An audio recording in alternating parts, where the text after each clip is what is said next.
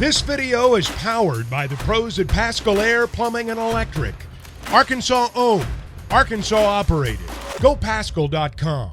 Year 5 for you here at Arkansas, and I did a piece the other day about your roster having 35 years of Division I experience, 7 transfers, the most you've had since coming here. Will you talk a little bit about the vast difference between last year and a young team and maybe one that's a more veteran experience, and how that even impacts practices and how you plan? Yeah, I think every year is different. It's really helped to have, the returners back, meaning Devo and Jalen Graham and, Cade and Lawson and Joseph. It's helped to, we have a little bit more returners than we've had. And then obviously with the experience that we have with guys like L. Ellis and Davenport and, Brazil's helped a lot on the side. He still hasn't jumped in with us full go. But having returners along with veterans that have played a lot of college basketball games. T. Mark comes from a great program at Houston. So, you get a guy like T. Mark who's played for such a great coach in Calvin Sampson. He understands how to work hard. He understands expectations. So I think that's, it's different. With experience, you can do things a little bit differently. And then with some, we have more returners than we did in the past as well. So we've been able to accelerate some of our schemes. But there's no comparison ever of really teams other than the fact that, what can this group execute and then move on to the next step or maybe a different phase. We've got in a lot more right now than we have in the past 4 years, and I think it's a combination of a whole bunch of things. Eric, I remember last year you were saying that you were having to repeat yourself a lot with that young group. Is there less of that kind of with the teaching aspect this summer? Yeah, I mean it's when I come home at night, I tell Danielle all the time, like it's there's not as much coaching frustration. It's in reality, we've had one bad practice, I thought, the whole summer. And then we've had a couple that, we'd like the energy a little bit better, but I would say, for the most part, and again, we're doing execution, we're doing teaching, we're doing 5-on-0 skeleton dry run type stuff. We have, no way, shape, or form have we even come close to a rotation. Roles are being formulated in the coaching staff and probably in the players' minds. I'm sure that, the players are forming opinions of teammates and forming maybe who they trust or formulating who could be a go-to guy. And I use that term very loosely, like who could be, because that's going to all evolve and develop. And, we hope to, whoever we are in November, we hope that just like in the past that we're much different come March. And that could be rotation player-wise. It could be set play. I mean, we still have a lot to try to figure out, but it's been a really good summer as far as working. Our mile times, much improved off, the last 4 years, and then, it's similar approach and adding type stuff that we had, with our last year at Nevada, I would say. I know you guys have been limited in what you can do over the summer. I'm just curious of maybe your overall takeaways. Are there certain things about this group that have really stood out to you that you like, or maybe any areas you've identified that you need to work on going into the fall? Really coachable group. And I'll give you an example. L. Ellis was really quiet. Did his own, was doing what he should do as an individual. I don't know if I've seen a player change so quickly in his leadership, his verbal command of the floor. Been really cool to see in a very short period of time. And then the other guy, like Jalen Graham's practice habits are dramatically different than last year. Dramatically. He's done an incredible job of understanding expectations and then following through on his part. So there's been some evolving even this summer, but that's been one thing, Curtis. It's really been cool to see is Graham's evolution and how L has really picked up what our expectations are and how we try to conduct practice and how talking and verbalization is really important on the court for us. And we've already talked a lot about the veterans on the group. Just curious what you've seen from your freshmen, Layden and Bay, so far, and how they've kind of acclimated themselves to the team. Yep, great question. I mean, Bay got here a little bit later than some of the other guys. He's a very, very hard worker. Spends a lot of time on his own. Surprisingly, can make threes. At a much higher clip. Got to continue to work on hands. Catching the ball in traffic is an area that we want to continue to work with him on. And he's going to, because he's a freshman, he's going to play a little bit catch up on understanding as we add stuff. And again, he came late, so I think anybody that doesn't, isn't here when some of the foundation stuff has been put in, you're playing catch up, and certainly, he falls into that. And then, Layden he's got a very mature approach to how he conducts. I don't know if I've been around, a player his age who comes in pre-practice and goes into the weight room and starts stretching. And getting himself mentally ready to practice, not play, but to practice. So he's mature beyond what his age is, and he's a good leader on the floor, and he's got point guard characteristics for sure. You've had a lot of, I guess, non-traditional lead guards in your time at Arkansas with, Jimmy Witt, Jalen Tate, and even Anthony Black last year. With L. Ellis, how would you compare and contrast his skill set and kind of what he brings to the table as a potential point guard for you? Yeah, I mean, I think when we look at, Jalen Tate and Jimmy Witt and Anthony Black, I mean, those guys were, they were freaks from a length and a size standpoint. Cody Martin at Nevada, Lindsey Drew at Nevada. Those guys are... they're 6'6" with 7-foot wingspans that guard 1.5 guys every possession just because of their length. So we're a little bit different, this year when L's out there and when Layden's out there. But we're also a little bit different because they have a little bit more traditional point guard mentality of some things that we want as well. So. Probably not going to defensive rebound as well as we have in the past at that position because, Anthony Black's one of the best defensive rebounders in college basketball. Jimmy Witt was incredible rebounding the ball. Tate was, great at it as well. So we're a little different in that aspect. And L's been traditionally a scoring guard.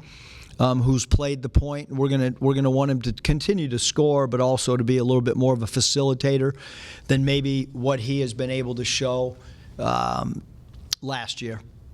And with Keon Minifield, obviously you'd rather have him this year ready to play, but just is the plan with him maybe to have him on the JD Notate track? I know the redshirt year was very important for his development. Yeah, I think one of the non-benefits of the way the transfer portal is right now, as I look back at the transfers that we've had that have sat out, and I'll use Cody and Caleb Martin as an example.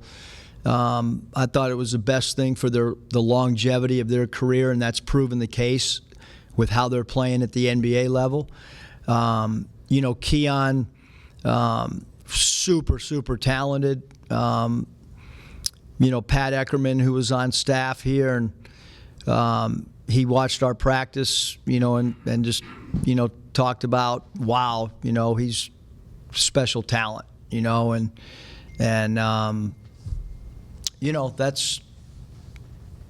that's what the year's got to be about, is how can he get better? How can he gain weight? How can he gain strength? Certainly we got a pretty good player on scout team. Eric, I know you like these big preseason exhibition games. I'm just curious how that Purdue exhibition game came about. Do you have a connection with Coach Painter? The only connection really with Coach Painter is just Nike puts on an event with a certain group of coaches, and so I've been a part of that with him and his wife and Danielle. But nothing substantial other than the fact that from afar, you're talking about one of the premier programs in the country. You're talking about, when we met about as a staff, it was how can we play a top 3 team in the nation who would be willing to play us. And how could we possibly do that in front of our home fans? Because last year we played Texas, who was a top 10 team for most of the year. How could we get a team in Bud Walton? And Todd Lee, did a great job of working the exhibition game for us, and then doing that with administration and Purdue's administration. I think it's going to be a great game for Purdue, for Arkansas, for our fan base as well, because it's. I mean, you're going to be able to get a Big Ten team in here that I'm going to assume comes in anywhere from 1 to 3, and they're really unique. They have incredible shooters. They were young last year. They have a player that could be Player of the Year in college basketball, who's overly unique in how you have to prepare for him. So I think it gives us a lot of really great things. And we referenced our Texas game even as we got ready for the NCAA tournament, about things Texas did, about physicality. So hopefully this is a game that we're going to be able to reference throughout the course of the season as well. Coach, you mentioned some of the practice habits that have been impressive, but when you think about the transfers, is there any one player or one specific basketball skill from them that's really stood out and surprised you so far in summer workouts? I think that when you go and you get into the transfer portal, I think that you try to study a player analytically. You try to study how he did in league play. You try to study how he played against top 20 teams. You try to figure out what a guy can do in clutch situations. So I think we've studied the guys that we've gotten. Or even the guys that we maybe missed on and didn't get. I think there shouldn't be a lot of surprises with the transfer due to the fact that you're able to evaluate that player in Division I level. So I don't know if there's been any real surprises. I mean, we have been, we've been banged up. We've had a lot of guys on the side that'll all be, for the most part, when we come back. I mean, we have one more practice tomorrow, and when we come back, we should be a team that's fully healthy, and there's no reason to go into who was hurt. It's irrelevant, because we're doing everything behind closed doors, and when we come back, other than the timeline of Brazil will be a little bit different than some of our other guys, because we are being overly precautious with him and want to make sure that we hit that 9-month mark before he does a whole lot. Coach, you talked about the Purdue game, but you also have Duke coming in for the ACC-SEC Challenge. Just what does it say about where your program is to get those two teams coming into Bud Walton? Yeah, well, I think Purdue, that game in particular, like, they had a choice of probably doing that game with a lot of people. And I think that, Coach Painter and his staff understand that,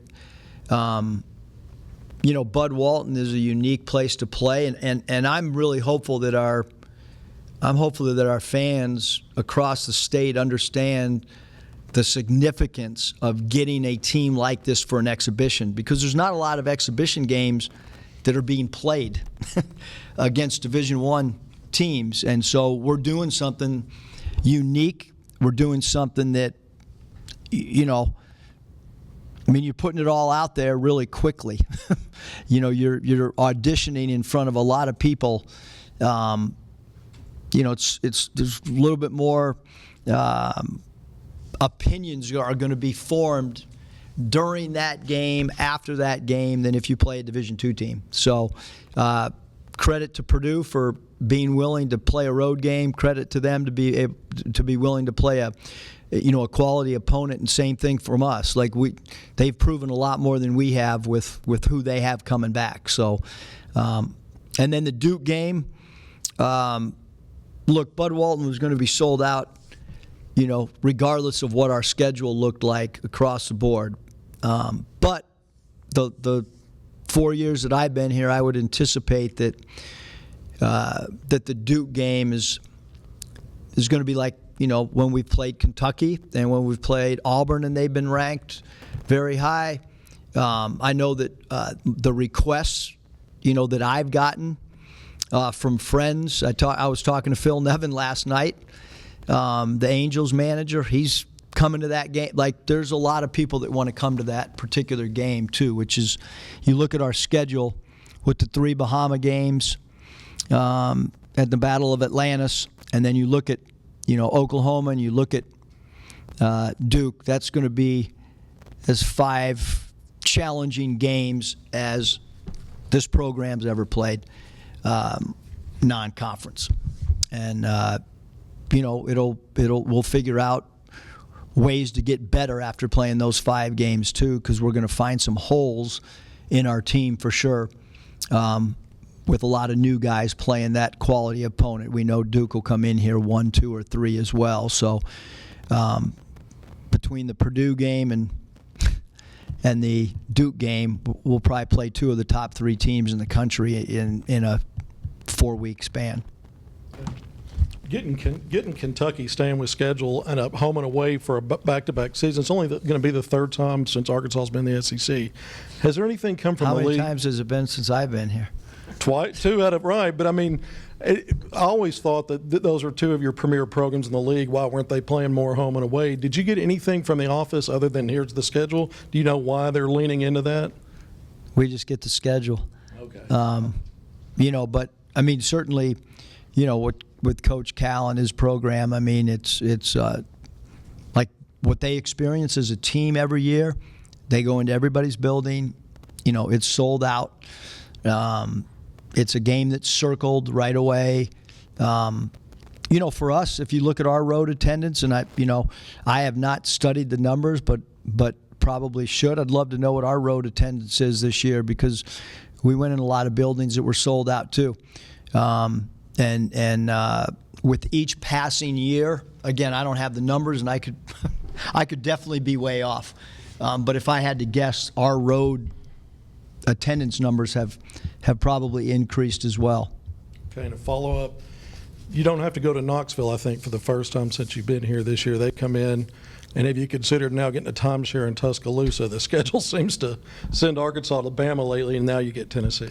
Yeah, and I think that you know, every coach, every program has their own philosophy on things. But your question, Kevin, is you know, in the NBA, it's an 82-game schedule, and you play everybody equal, right?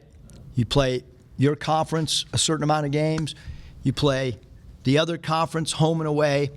At Nevada, we had a balanced schedule. So winning the league carried a lot of weight. When you have an imbalanced schedule, strength of schedule matters. And who you play and where you play them and what time of the year you play them matters. So we had a much higher goal at Nevada to win the conference based on how the schedule was set up. Here, I don't know how you determine it's really hard to determine who the best team is. because not everybody's schedule's equal. And so, like our goal is how do we get better in March? How do we advance in the tournament? That's always going to be our goal because of what you said. I mean, I can tell you a lot of restaurants in certain cities, and then there's other cities in our league that I have no idea of one restaurant based on how often or how little we've visited them. Yeah, Coach, this is the first time we've been able to talk to you since the board approved those Bud Walton renovations. I was just curious your thoughts on those. I mean, it's way over my, deal, but I mean, obviously, I think anytime there's going to be renovations with anything, you're excited and I know that there'll be a lot of conversations on, what those look like, and I probably won't be asked too much unless I ask about the locker room. But I think whatever, they come to is going to be awesome for the program and great for the fan base, and the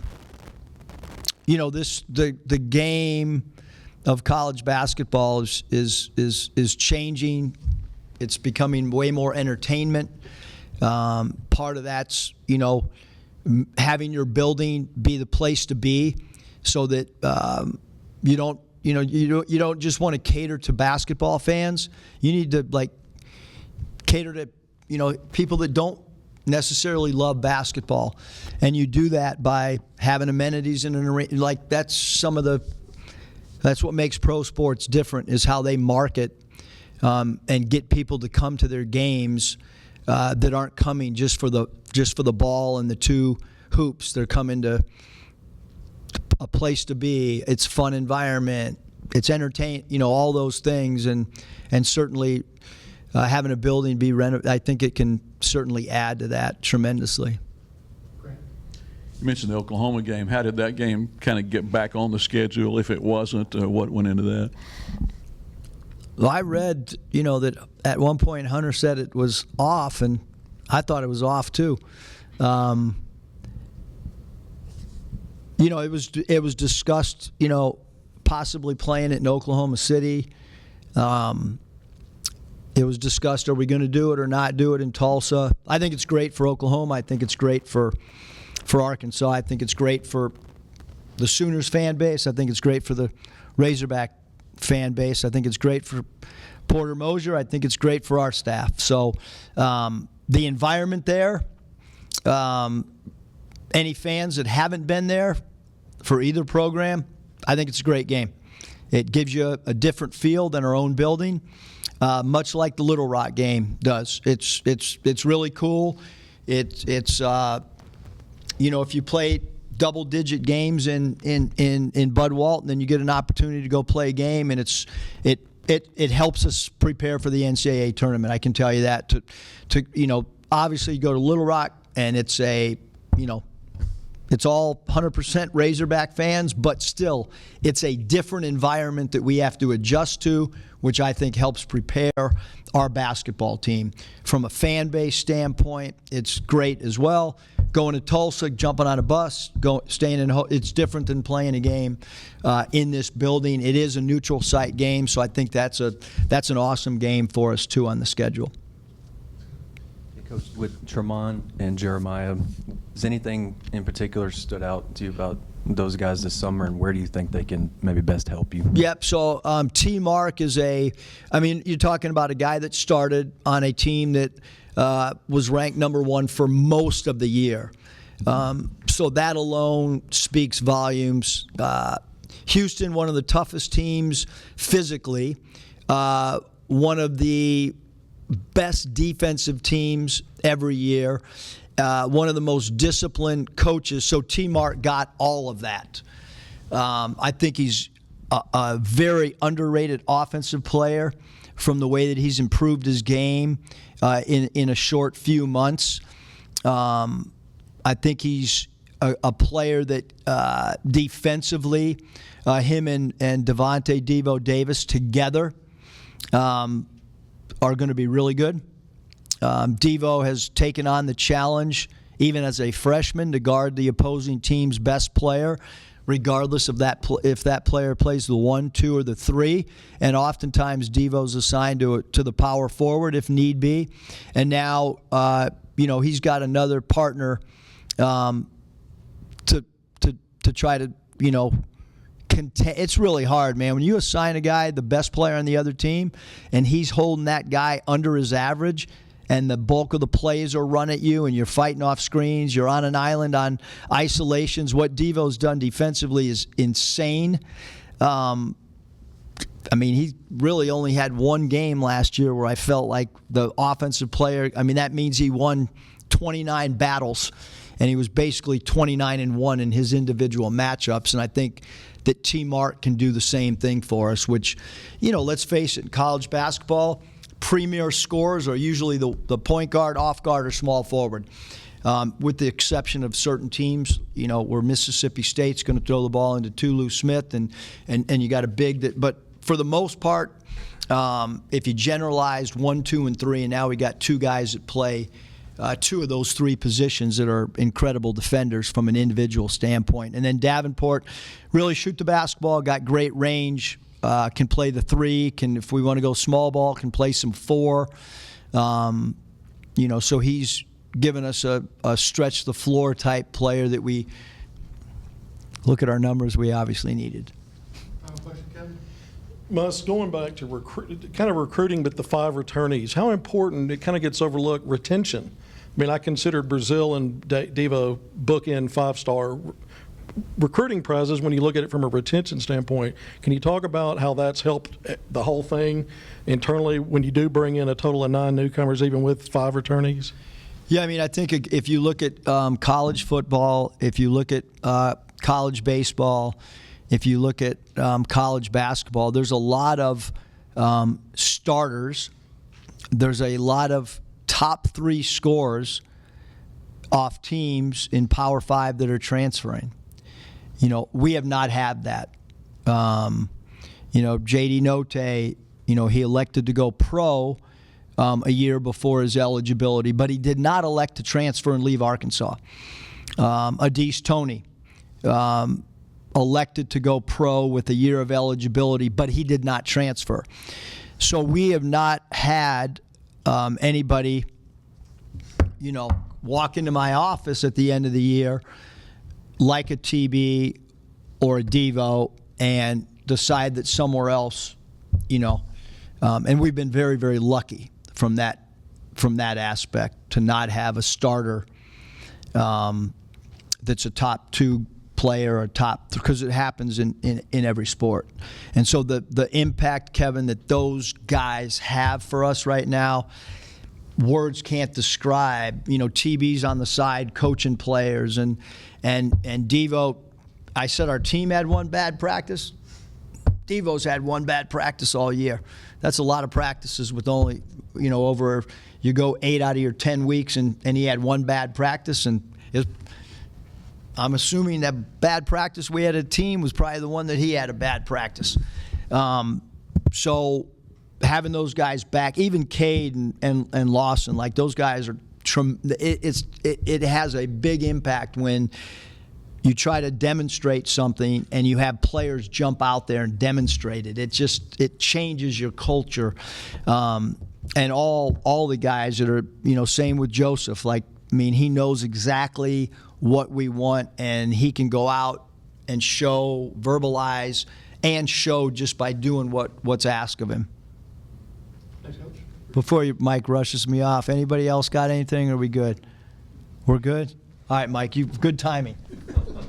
BetOnline is your #1 source for all your betting needs. Get the latest odds, lines, and matchup reports for baseball, boxing, golf, and more. BetOnline continues to be the fastest and easiest way to place your wagers, including live betting and your favorite casino and card games available to play right from your phone. Head to the website or use your mobile device to sign up today and get in on the action. Remember to use our promo code BELIEVE, that's BLEAV, for your 50% welcome bonus on your first deposit. Bet online, where the game starts.